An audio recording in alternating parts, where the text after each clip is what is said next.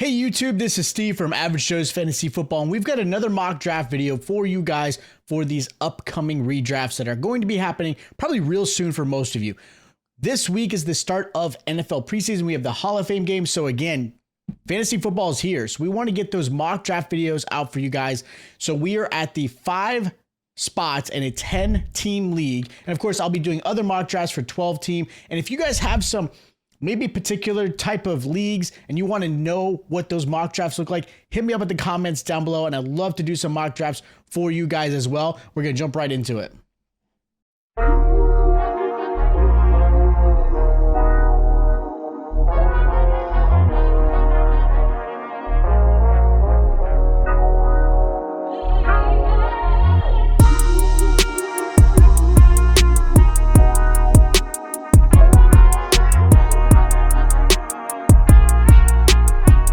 As you can see, we are in the 5th spot of a 10-team league. Now, this is full PPR, non-superflex, or tight end premium. So if any of those formats are there, obviously this mock draft will look a little bit different for you guys. Hopefully these mock drafts have helped you kind of get an idea of where players are falling, where their ADP is, and of course give you some insight to help you guys out and getting prepared for your redraft season.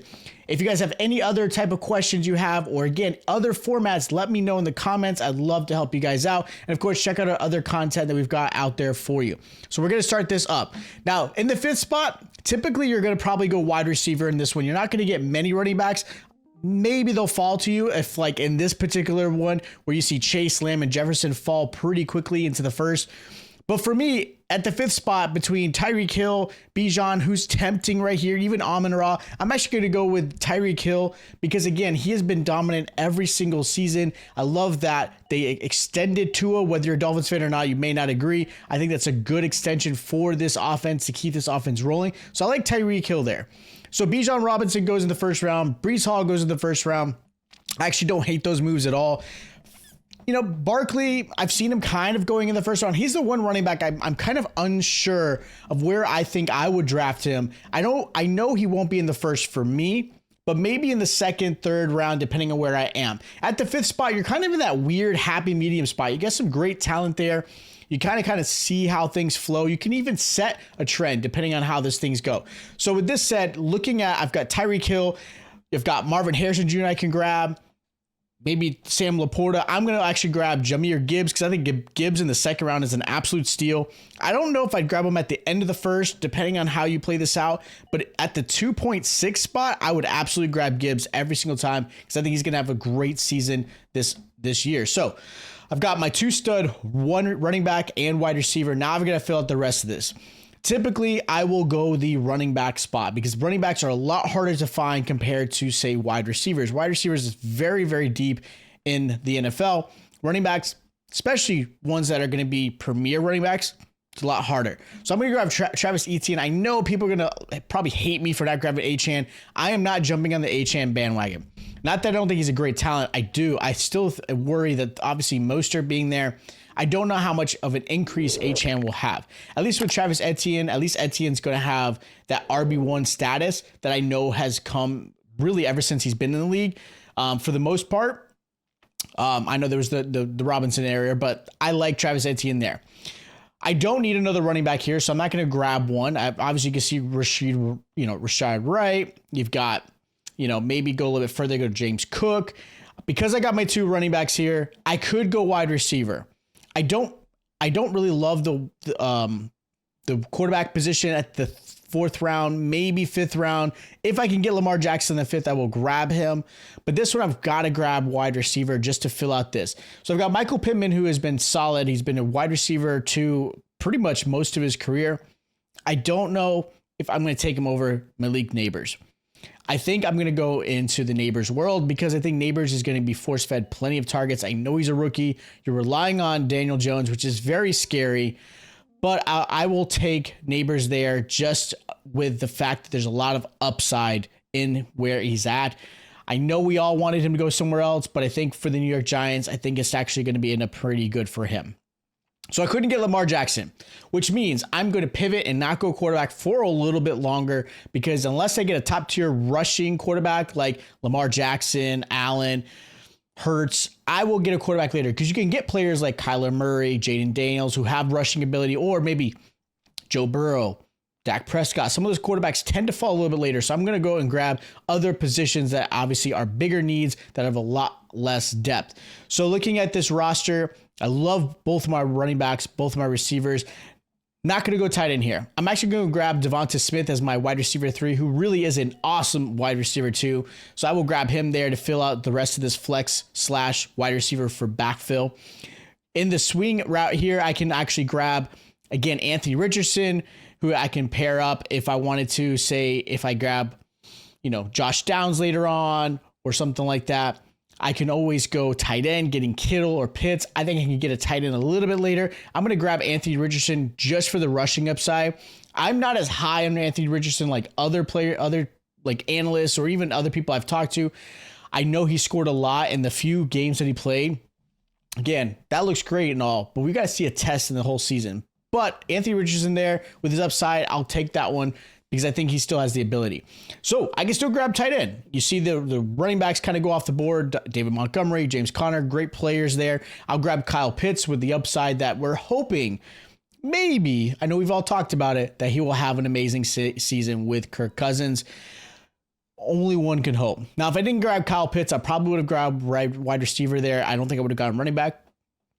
And then grab maybe a tight end later on, like Evan Ingram if he falls there. Because I think Evan Ingram is probably my favorite tight end to grab because of where he is falling each round. So I've got pretty much my starting lineup here, if you can see that. I've got Richardson, Gibbs, Etienne, Hill, Neighbors, Pitts, Smith. Now I'm filling out the rest. So looking at my depth here, you could go the bye way. Like what I mean by that is obviously look at bye weeks and see where your players are. I don't typically go there. I'm going to grab the best players that are available because I think that is probably the most important way. I'm actually going to go grab Chris Godwin because he's very consistent and he goes back into the slot for the Tampa Bay Bucks, which is huge because Godwin has been amazing wide receiver. He's usually a wide receiver 2, wide receiver 3 fringe. And again, getting him as my 4th receiver, I think is a fantastic deal. Looking at the rest of this, I want to grab another running back here. So I've got Mostert, who was fantastic last season, Zamir White, Nick Chubb. For me, because I can take this risk, I will actually grab Zamir White. Now, I'm jumping off the Zamir White bandwagon. I know a lot of people like him because of what he did last season when he did play. And I think a lot of people are expecting the same thing.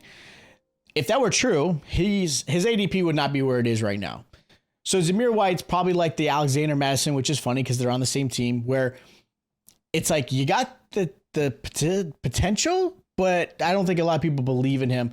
And that's kind of how I feel about Zamir White. But the fact is, he's my 3rd running back. I'm not completely relying because I still think there's some other running backs I can grab later on that I will like. I don't mind that. I would have loved to have grabbed Keon Coleman here because I think he's going to be an absolute steal.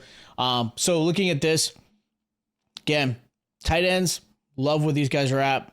A little too early for me. Jaylen Warren, I can fill in as my another running back. I'm actually going to grab Jackson Smith and Jigba because I think he does have a potential this season to possibly be the wide receiver 2 in the Seattle offense, even though obviously Lockett is there.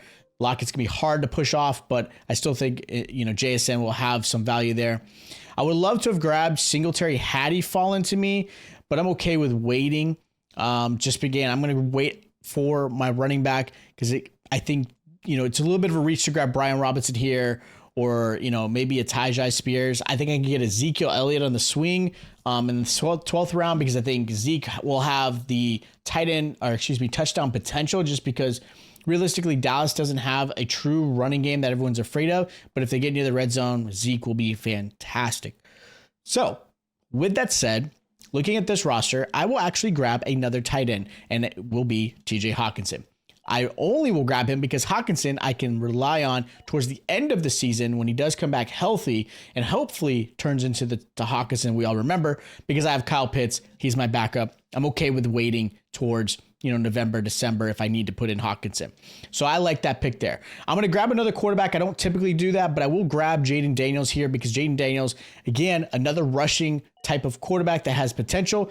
And I like the offense that the Washington Commanders have, so I will grab him there. I could have grabbed Zeke here as well at that particular spot because I think Zeke is a good one. Chase Brown is an absolute steal. You guys are going to make sure you remember that name. Chase Brown will be someone who's going to help you become a league winner. So, again, someone I would have loved to have grabbed in the later round, but that's okay. Again, I like this roster. So I've grabbed one more player here. And looking at this, I'm going to grab Jerome Ford because Ford will fill in for the Browns pretty nicely. Hopefully Chubb does come back, hopefully early enough, but if not, Ford is a nice little handcuff to any Chubb owners or someone who just needs to play a few games because, again, Chubb misses some time.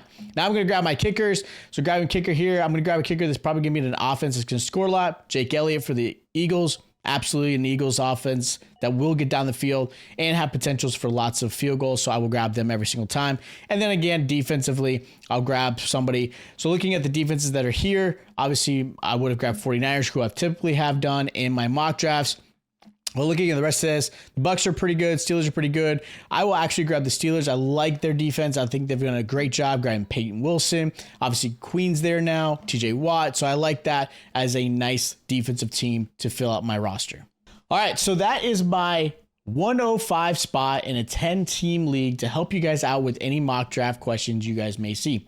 Again, this is to help you guys find ADP, find maybe some insights of what I'm thinking when I'm doing my draft, maybe a certain strategies, maybe you go with zero running back, maybe you grab wide receiver heavy at the beginning. Who knows what your strategy is? I wanted to kind of give you some insight of what I think about when I do my mock drafts and kind of see where players are starting to fall. Maybe you need to reach a little bit. Maybe you can fall back a little bit and get some play you absolutely love. So hopefully these videos have helped you guys out. Make sure you guys are subscribed to the channel. Hit that like button. Check out our other content we've got great going on. Hit me up in the comments if you guys have questions or anything. Or again, have special formats that you guys would love to see in any of these mock drafts. And I'll check you guys out next time.